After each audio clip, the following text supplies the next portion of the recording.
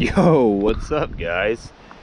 So today's been pretty eventful, and I've been extremely busy working on the limo. Unfortunately, I broke some stuff today, but that's all in the name of gambler. So as you can see, there's been some updates with the limo. It's freaking massive. There is oh god, I don't even know where to start, but she runs and drives. We've got about 4 drives out of her so far. Today was we put 2 in. We went down to the Memorial Day parade and showed her off some, but she's still a work in progress. A lot of work in progress. She's far from being finished. So let me show you guys some mods that we've got done in the last week or so. We've got roof rack. 17-foot roof rack all the way across. It's not painted on the underside, but it's painted on top. Might get to the underside a little bit later. 6 52-inch bars all the way around it. These are of course mainly cosmetics and stuff, but we have full set of Texas Longhorns. You like how redneck that is?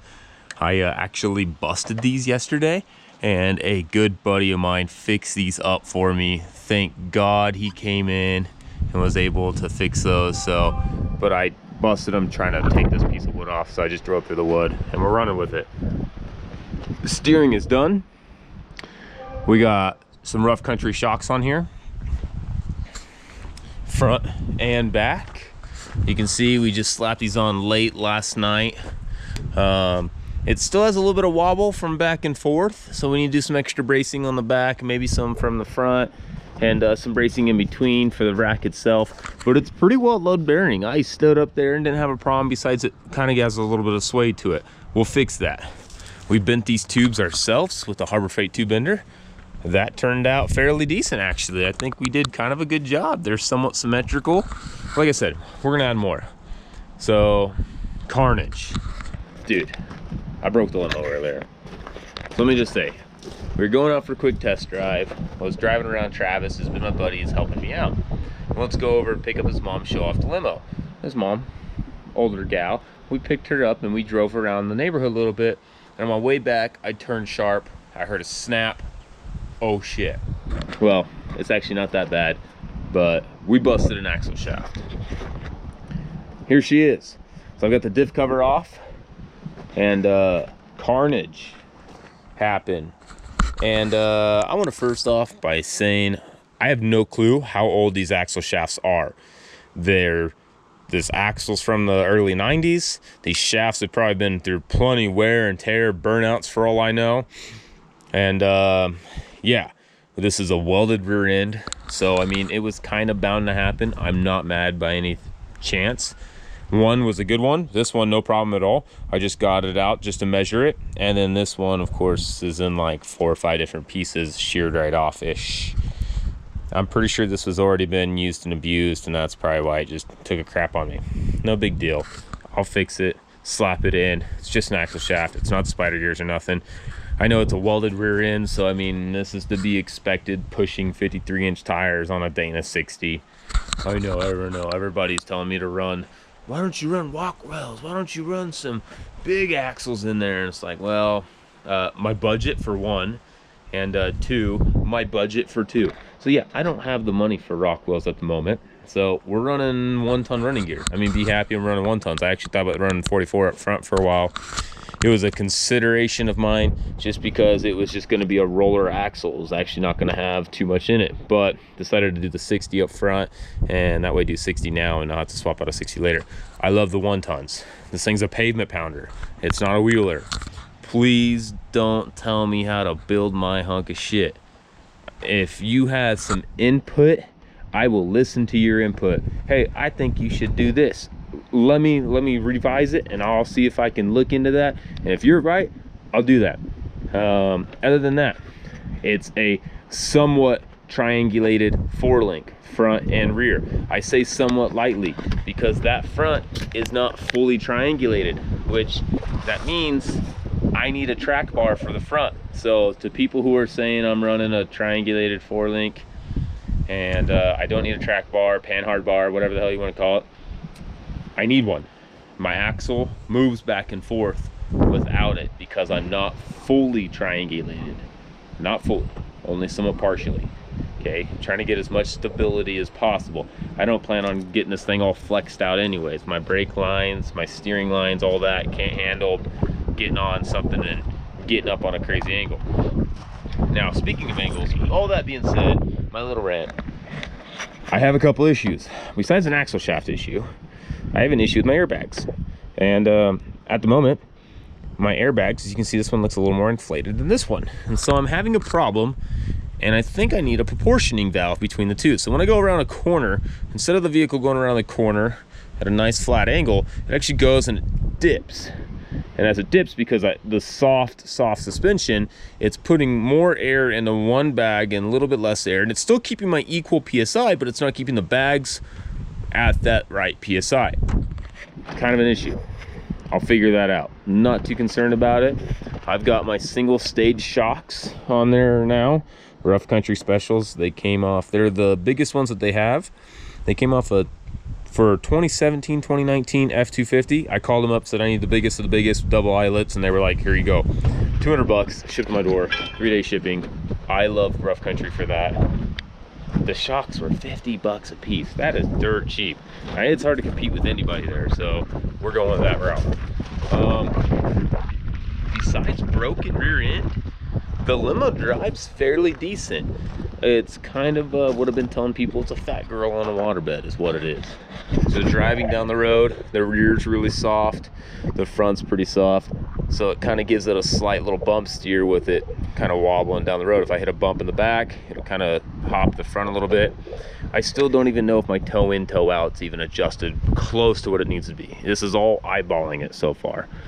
Like I said, this has been 100% my project, and this is where we're at with it. So if you guys can appreciate this fucker as much as I do, then give this a like on the video. I know that I only have a few subscribers and I haven't been posting a ton of videos, but I post a lot on Facebook and social media. I post almost every day. So get on Facebook, follow me, Jordan Foster, and then follow me on Instagram, Snapchat, whatever you got, and you'll see more updates of this thing. Snapchat's the best way to get updates minute by minute, because I post all the time. Issues, what's going on, what are we doing, and yeah. So things to come. I'm planning out a couple ideas. One, I'm gonna paint this. I'm gonna try to going down to Home Depot tonight.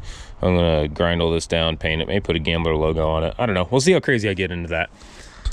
I'm gonna paint the limo. No, I'm not gonna do some $4,000 or $5,000 paint job on the limo. I'm probably just gonna do, I do have a spray gun here, a couple of them, and access to air tools. The only issue I know we're gonna have is getting all the water out of the lines, because that compressor way in the back likes to build a condensation like a mother in the airlines. So, painting. I got a couple ideas. I don't want to spoil them, but who cares, because they might not go through. I would like to paint this desert tan color. The whole rig except for the top. So the top's got like this black fabric vinyl material that's up here. I don't know if you guys can quite see it that well, but it's a different kind of material. And I'm gonna leave that right there. I'm not gonna touch that, but the rest of this, might get rid of the chrome. I'm gonna paint it, probably just some tractor paint. We're going cheap on this. You gotta remember, this is like Gambler 500 build, not no big old shop, Gas Monkey garage, Jesse James, whatever you want to do, build. This is me. I mean, no job, working on this thing, busting my butt. It's been an 8 to 10 hour days, slaving away, and people were like, "Oh, do you build that with no job?" It's because I sold one of my vehicles and I've dumped a ton of money in this thing. I never even envisioned this to get as crazy as it did. I had an idea and I ran with it and I made it work. I have exhausting resources.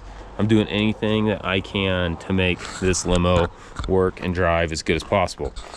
And it drives pretty nice. I want people to realize that this limo is not a giant turd. I mean, some people will say it's a safety hazard being on the road because of steering, but other than that, you know, get off of it. If I didn't think it was safe enough to drive on the road, I wouldn't.